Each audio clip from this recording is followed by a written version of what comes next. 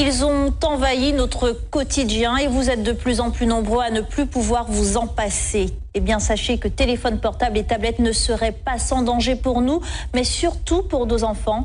Ce soir, vous allez entendre le témoignage d'un Martiniquais frappé par un cancer de l'oreille interne.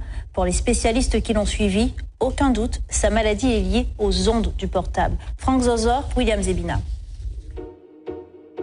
Ces images datent de 1995, c'est Rémi Villa, un nom que vous connaissez. Il a porté haut les couleurs de notre pays, un véliplanchiste, 4 fois champion du monde, 20 fois champion de la Martinique.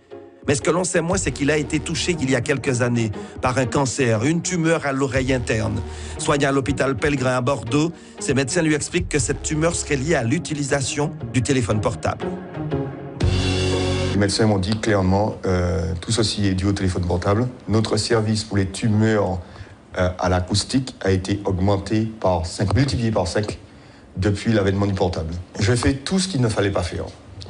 Dormir avec un téléphone à côté de ma tête, à 30 cm de ma tête. Chose à ne jamais faire. Donc il faut éteindre impérativement son téléphone portable quand il est dans une chambre ou le laisser à l'extérieur.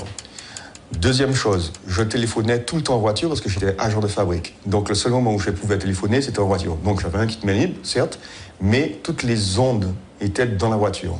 Et à Bordeaux, les spécialistes lui ont expliqué comment les ondes magnétiques du portable agissaient sur l'oreille interne.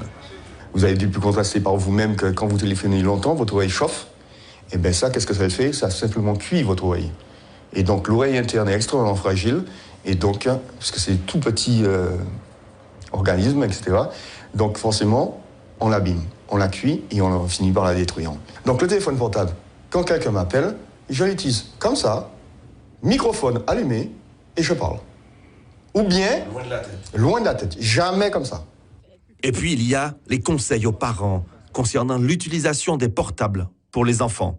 Le médecin me disait très clairement que le pire va arriver parce qu'aujourd'hui, les parents donnent les téléphones dès l'âge de 10 ans, voire même avant, à leurs enfants, et les enfants dorment avec leur téléphone.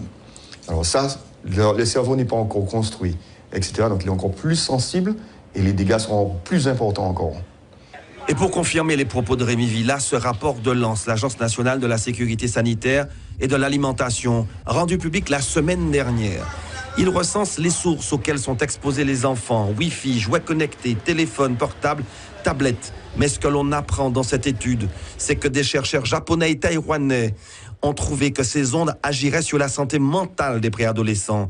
Dépression, comportement à risque, tentative de suicide pourraient être provoquées par l'utilisation précoce de ces objets connectés. Et enfin, dernier conseil de Rémi Villa, évitez les portables dans les poches. Les ondes affectent également les organes génitaux.